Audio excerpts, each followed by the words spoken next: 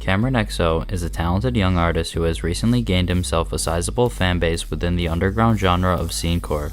Hopefully this video helps you learn a little more about this artist.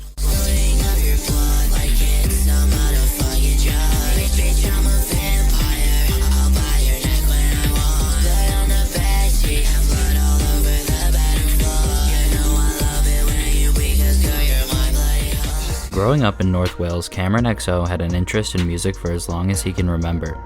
His first exposure to music would come about through his parents who were fans of music themselves. He mentioned his father being a fan of electronic style music, with Skrillex being a mainstay in his father's rotation. Cameron's father had actually been a DJ himself, interestingly enough. Cameron's mother had been a fan of a more alternative style of music, with bands such as Evanescence and Placebo being some of her favorites. Cameron also included Johnny Cash being played a lot around him growing up from his grandfather. As Cameron got a little bit older, he was forming an appreciation for radio-style pop music. He said around the ages of 10 to 11 he would actually record himself singing karaoke covers to these songs and uploading them to YouTube.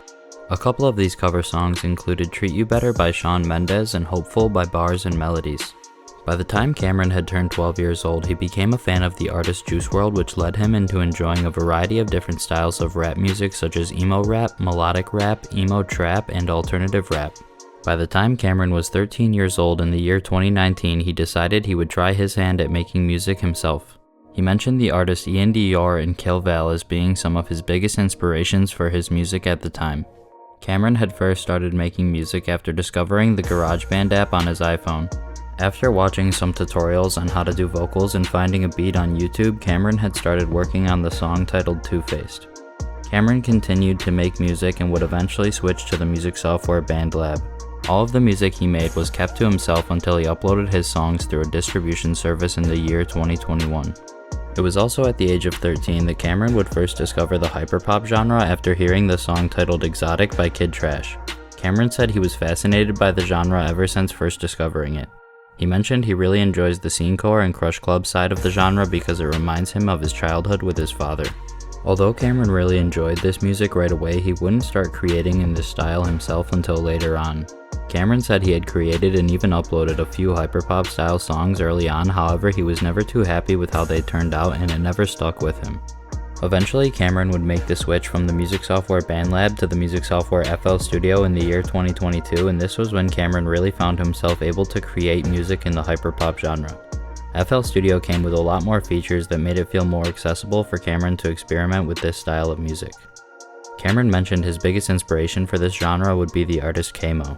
The first hyperpop song Cameron made that he really enjoyed was the song titled Wipe That Smile Off Your Face, released in May of 2022. He said this song was really emotional and he is still proud of this song to this day. One day while on Twitter, Cameron realized a content editor he was following by the name of Crayola had changed his name to Asteria and was releasing music.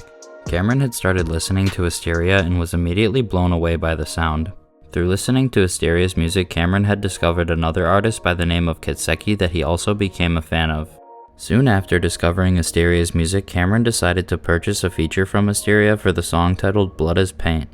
Cameron then created two more scenecore style songs titled I Want It That Way and Bring Me to Life. These three songs would appear on his album titled Love and Hate, and upon their release, Cameron noticed for the first time in his career his songs gaining some attention.